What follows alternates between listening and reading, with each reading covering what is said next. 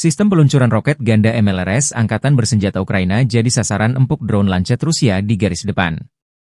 Zala Aero, produsen drone Lancet militer Rusia merilis kompilasi penghancuran puluhan peluncur roket ganda Ukraina di garis depan. Serangan direkam dengan kamera pengintai objektif memastikan target 100% dieliminir.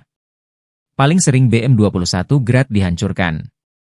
Yang juga diserang adalah RM-70, Vampire, berbagai MLRS kiriman negara-negara NATO.